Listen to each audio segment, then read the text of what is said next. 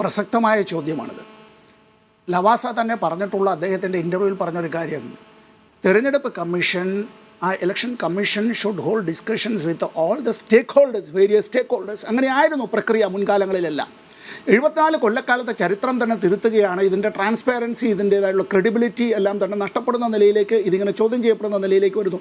കേരളത്തിലെ തദ്ദേശ സ്വയംഭരണ സ്ഥാപനങ്ങളിലേക്കുള്ള തെരഞ്ഞെടുപ്പ് എന്നുള്ളതിന് മണിക്കൂറുകൾ മാത്രമല്ലേ ഉള്ളൂ പ്രഖ്യാപനം വരാനായിട്ടാണല്ലോ.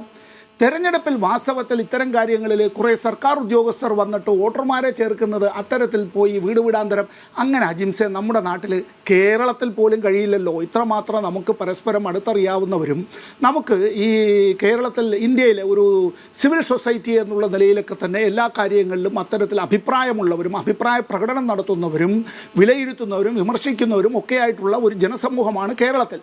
ആ കേരളത്തിൽ പോലും വാസ്തവത്തിൽ ഈ ഡോർ ടു ഡോർ ക്യാമ്പയിൻ അത്തരത്തിൽ നടത്തി വോട്ടർമാരെ കണ്ടെത്തി അവരെ പുതുതായി ചേർക്കുന്നത് ഡെത്ത് രജിസ്റ്ററൊക്കെ ഉള്ള രാജ്യമാണ് നമ്മുടെ നാട്. സ്വാഭാവികമായി കേരളത്തിലൊക്കെയാണ് എങ്കിൽ ഇവിടെ ഇതെല്ലാം റിവിഷൻ എന്നുള്ളത് വാസ്തവത്തിൽ അത് എല്ലാ വർഷവും ആ റിവിഷൻ നടത്തിക്കൊണ്ടേയിരിക്കാം. പ്രത്യേകിച്ചും ഒരു നിയമസഭാ തെരഞ്ഞെടുപ്പ് വരുന്നതിൻ്റെ മുമ്പ് തന്നെ തെരഞ്ഞെടുപ്പ് കമ്മീഷൻ ഇക്കാര്യത്തിൽ സാധാരണ നിലയിലുള്ള എല്ലാ റിവിഷനും ഇത്തരം കാര്യങ്ങളിൽ നടത്താം.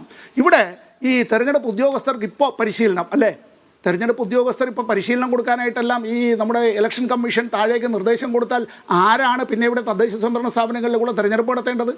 ഇനി ഈ പറയുന്ന ഡോർ ടു ഡോർ ക്യാമ്പയിനുമായി ബന്ധപ്പെട്ട് സമ്മതിദായകരെ ഇത് പഠിപ്പിക്കാൻ, അവരെ എഡ്യൂക്കേറ്റ് ചെയ്യണമെന്നൊക്കെ അവർ പറയുമ്പോഴത്തേക്ക് അത് ആരുടെ സേവനമാണ് പ്രയോജനപ്പെടുത്തുന്നത്?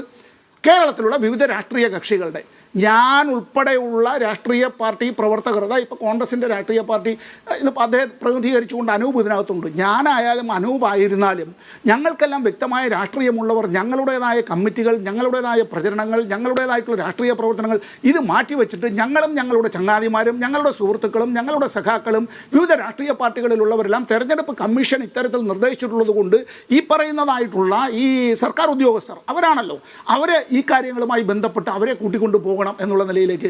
ഇത് നടക്കില്ല എന്ന് കേരളത്തിലെ ഈ തെരഞ്ഞെടുപ്പിൻ്റെ ചുമതലയുള്ള ഉദ്യോഗസ്ഥൻ തന്നെ രേഖാമൂലം കേന്ദ്ര തെരഞ്ഞെടുപ്പ് കമ്മീഷൻ അറിയിക്കുകയുണ്ടായി. കേരളത്തിന് ഒരു ന്യായം, മഹാരാഷ്ട്രയ്ക്ക് വേറൊരു ന്യായം. ഒന്ന് ആലോചിച്ച് നോക്കിയേ. മഹാരാഷ്ട്രയിലും LSD തെരഞ്ഞെടുപ്പ് നടക്കാനിരിക്കുകയാണ്, മഹാരാഷ്ട്രയിൽ വേറൊരു ന്യായം മാറ്റിവെക്കാം. കേരളത്തിൽ അത് പറ്റില്ല എന്നുള്ള ശാഠ്യം. ഇതൊക്കെ പ്രത്യേകം കൃത്യമായ അജണ്ട ഇതിൻ്റെ പിന്നിലുണ്ട്. ആ അജണ്ടയെ സംബന്ധിച്ച് നമ്മൾ പറയുമ്പോൾ BJPക്ക് നോവും.